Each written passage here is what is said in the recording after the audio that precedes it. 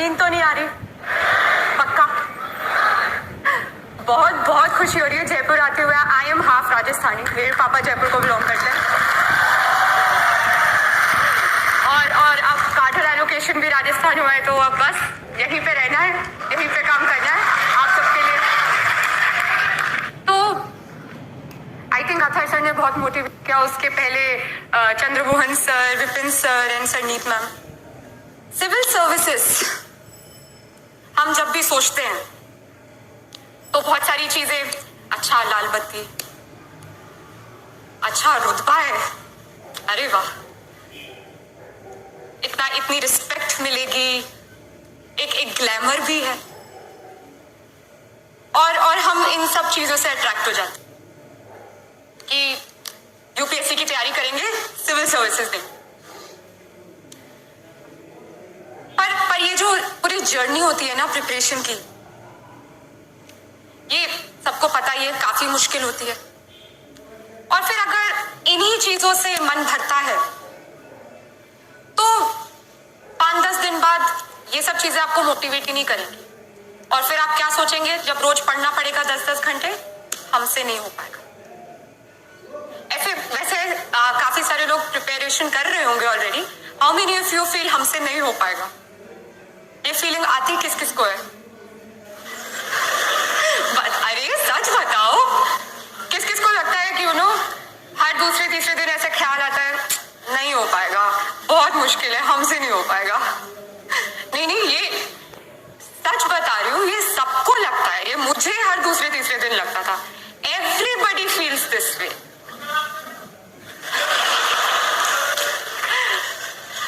क्योंकि ये एग्जाम इतनी कॉम्पिटिटिव है, इसमें हर फील्ड से स्टूडेंट्स बैठते हैं, इतनी ज्यादा पढ़ाई करनी पड़ती है। ये वाजिब है कि आपको हर दूसरे तीसरे दिन लगेगा कि बहुत मुश्किल। तो हर दिन अपने आप को कैसे मोटिवेट करें, कैसे अपने आप को याद दिलाते रहें कि नहीं सिविल सर्विसेज करनी है, मुझे आज 9-10 घंटे पढ़ना है, कैसे कैसे अपने आप को पुश करते रहें। वो तभी होगा अगर हम ये जो लाल बत्ती, रुतबा, इन सब से हटकर एक्चुअली जो ग्राउंड रियलिटी है कि सिविल सर्विस क्यों करना है, क्यों सिविल सर्वेंट बनना है, अगर वो एक्चुअली जो वो विजन है, अगर हम उस पे फोकस करें तो ही हर सुबह आप उठेंगे और फिर से वो रूटीन फॉलो करेंगे 10-10 घंटे पढ़ने वाला।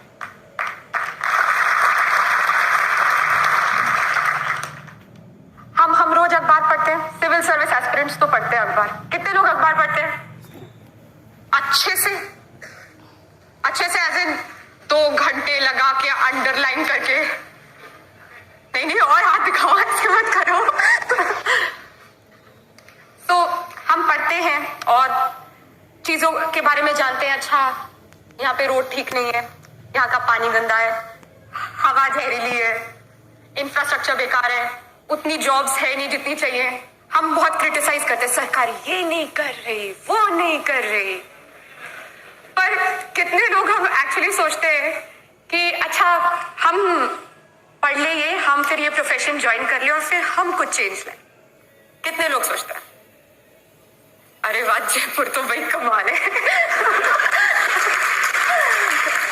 यहाँ पे पहले से मेरे बोलने की जरूरत ही नहीं है, पहले ही विजन बने हुए। जी, तो अगर आप हर दिन जब अखबार पढ़ते हैं और इन सब मुद्दों पर सोच विचार करते हैं तो फिर हर दिन आप मोटिवेटेड रहेंगे। अगर आप में वो चाहत है कि जब मैं सिलेक्ट होकर सिविल सर्वेंट बनूं, मैं कुछ बदलाव लाऊं अपने एंड पे, जो मैं क्रिटिसाइज करता रहता हूं, कंप्लेन करता रहता हूं, करती रहती हूं, अगर मैं सिलेक्ट होकर मैं कुछ चेंज ला सकूं तो आप बिल्कुल सही रास्ते पे चल रहे हैं।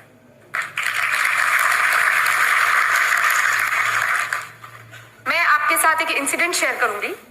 मैं रिसेंटली हैदराबाद में थी, वहां पे I met a lady officer, she has also got selected along with me this time.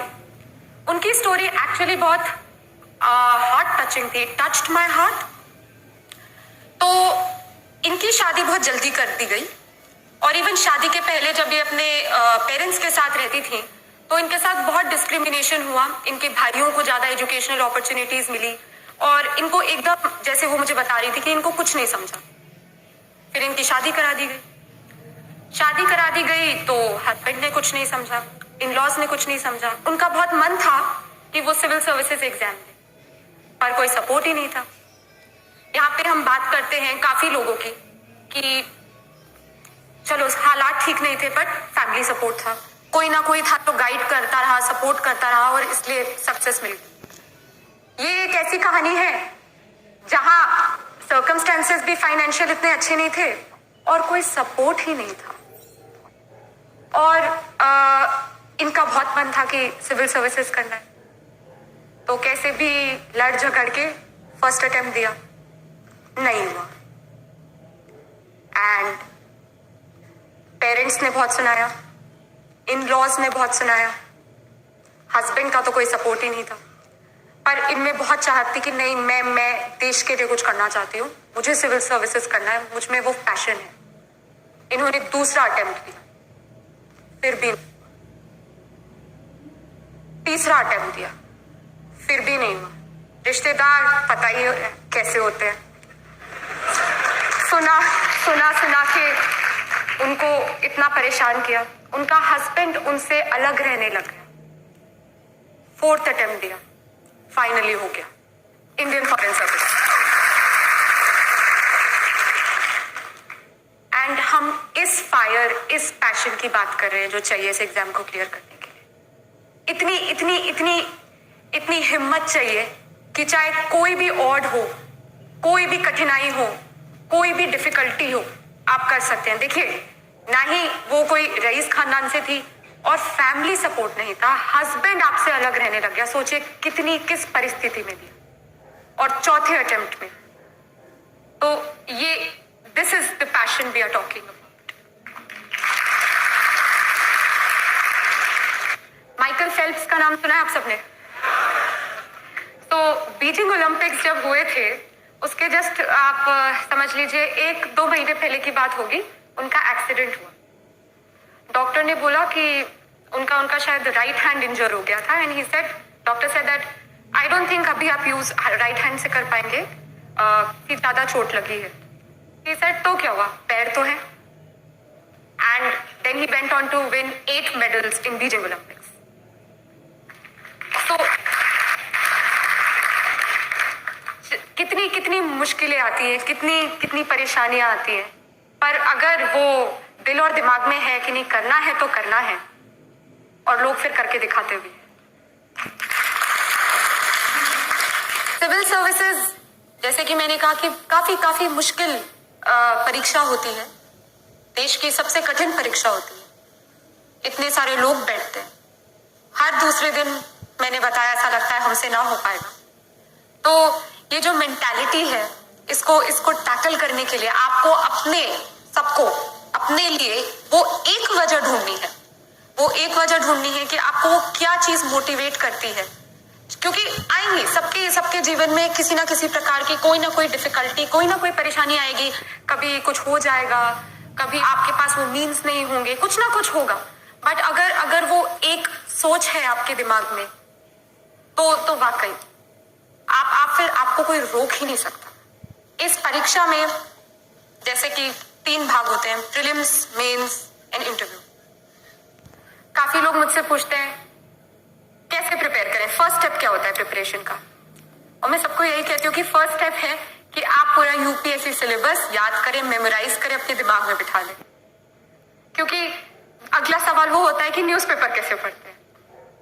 Newspaper ऐसे पढ़ते हैं कि जब आपके दिमाग में वो पूरा सिलेबस बिल्कुल छपा हो, तो जब आप अगले दिन अखबार पढ़ेंगे तो ऑटोमेटिकली आपका खुद दिमाग बोलेगा, अच्छा ये मेरे एग्जाम से रिलेटेड है क्योंकि ये सिलेबस टॉपिक में था, अच्छा ये नहीं है क्योंकि ये सिलेबस टॉपिक में नहीं था। तो सिलेबस याद करना बहुत ज्यादा इंपॉर्टेंट है, क्योंकि वो आपको अपडेटेड रखेगा। कुछ भी आपके अराउंड हो रहा होगा, आप जब भी अखबार पढ़ेंगे, न्यूज देखेंगे, रेडियो पे कुछ सुनेंगे, इंस्टेंटली आप कनेक्ट करेंगे कि ये मेरे एग्जाम के लिए कैसे रेलेवेंट है। ये जो प्रीलिम्स है, मेंस है, इंटरव्यू है, ये तीनों इंटरलिंक्ड है, ये अलग नहीं है। प्रीलिम्स आपका बेस बनाएगा, मेंस में आपको अपने बारे में बताना है, इन द सेंस कि आपके क्या ओपिनियंस है, आपके क्या सोच विचार हैं मुद्दों पर। वो आपसे आपका ओपिनियन कमेंट पूछेंगे कि आप बताइए आप क्या सोचते हैं इस इशू पे। हाँ, और इंटरव्यू तो क्या बताऊं, सबसे सबसे डरावना मोमेंट होता है लाइफ का। यूपीएससी इंटरव्यू आपको वो अच्छी तरीके से हर तरीके से ग्रिल करेंगे। इनफैक्ट जब आप वेटिंग एरिया से इंटरव्यू बोर्ड की तरफ चल के जा रहे होते हैं तब आप यही सोचते हैं बस भगवान बचा लेना बस।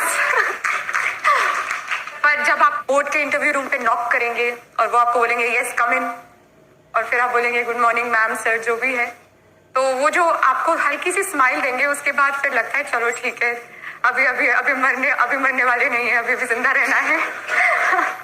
और ये बहुत डराने वाली बात होती है कि नहीं वो तो खा जाएंगे तुम्हें वहां पे, बट वो काफी काइंड होते हैं, they are very supportive and वो इवन हिंट्स देते हैं अगर उन्हें लगता है कि आप हिंट से थोड़ा और बेहतरीन आंसर दे पाए। तो इसलिए डरना नहीं चाहिए, बट मैं क्यों झूठ बोलूं, सबसे डरावना मोमेंट होता है लाइफ का और बहुत प्रेशराइज्ड होता है। बहुत तरह तरह के लोग भी देखने को मिलते हैं। अथर सर ही मुझे बता रहे थे कि जब वो लोग वेटिंग एरिया में बैठे थे तो एक महाशय खड़े हुए, उनका नाम कॉल आउट हो, उनकी चांस आई, तो खड़े हुए और डिओड्रेंट निकाला और यू पूरा तो बहुत देखने को भी मिलता है। पर ये जो परीक्षा है ये ना ही आपकी सिर्फ एक नॉलेज बेस बढ़ाएगी, ये आपको पूरी तरह एक नया इंसान भी बना देगी। क्योंकि ये जो मेहनत के 2 साल आप देंगे यूपीएससी की परीक्षा के लिए, ये आपको सिखा देगी कैसे कम सोना है, कैसे हर चीज सैक्रिफाइस करनी है, कैसे आप डिसिप्लिन होना है। डिसिप्लिन मतलब हर दिन वो ही स्केड्यूल फॉलो करना, सुबह 8 बजे से लेके रात के 8 बजे तक की पढ़ाई करना। तो ये जो डिसिप्लिन है, कैसे सिंसियर रहना, कैसे फोकस रहना, कैसे दोस्तों को मना करना भी आ जाएगा। लोग बोलेंगे चलो मूवी देखे, नहीं मुझे यूपीएससी की पढ़ाई करनी है। तो ये लाइफ चेंजिंग एक्सपीरियंस होता है और ये आपको बहुत कुछ सिखा देता है। जो मुद्दे चल रहे हों आपके आसपास देश विदेश में, आप इतना पढ़ेंगे उन पे कि आपके ओपिनियंस बनने लग जाएंगे कि नहीं ये गलत है, ऐसा होना चाहिए, या ये सही है, ये बिल्कुल ठीक हो रहा है। तो ये इसको एक अपॉर्चुनिटी की तरह भी देखिएगा कि आप जब इस एग्जाम के लिए पढ़ रहे हैं तो ना केवल आप सिर्फ अपनी नॉलेज बढ़ाएं बट अपने आप को एज अ पर्सन भी डेवलप करें। क्योंकि वो सिर्फ पढ़ाकू लोग नहीं चाहते, वो ऐसे लोग चाहते हैं जो आराम से अपनी दिल की बात व्यक्त कर पाए, जो एक लीडर बन के सारे सेक्शंस ऑफ सोसाइटी को साथ लेके आगे बढ़ पाए, जो बहुत कंपैशनेट हो, जो सेंसिटिव हो, जो भारतीय संस्कृति को समझते हो। तो ये एग्जाम सिर्फ एक नॉलेज एक्वायरिंग एग्जाम नहीं है, ये एग्जाम आपको एज एन इंडिविजुअल भी चेंज करती है और आपको एक अपॉर्चुनिटी की तरह से देखना चाहिए कि आप कैसे एक बेहतर रिस्पॉन्सिबल सिटीजन बन पाए। तो ये पूरी फिलॉसफी है इस एग्जाम की। अब अगर हम बात करें कि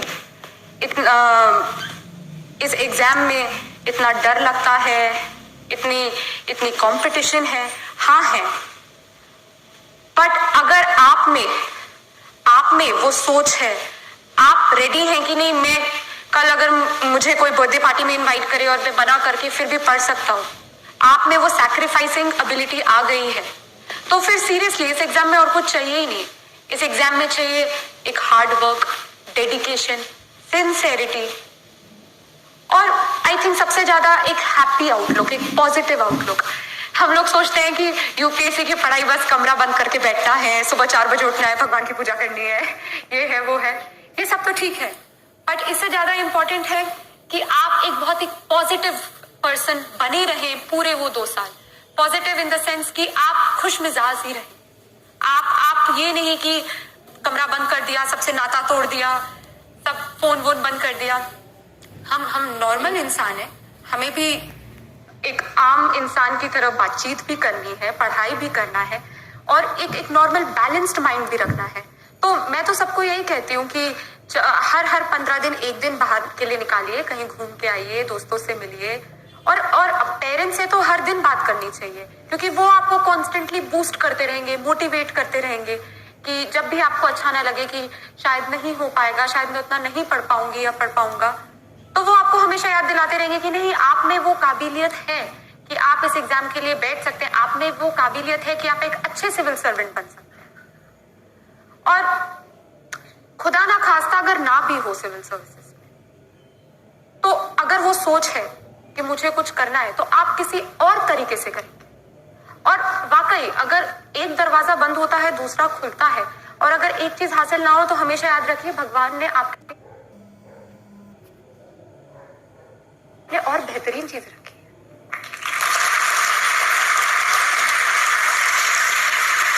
तो यूपीएससी की पढ़ाई ऐसे करें कि जब आपका अगले साल सिलेक्शन हो तो आप बोले, इतनी शिद्दत से तुम्हें पाने की कोशिश की, इतनी शिद्दत से तुम्हें पाने की कोशिश की कि हर जर्रे ने तुमसे मिलाने की साजिश की। Don't forget to like, share and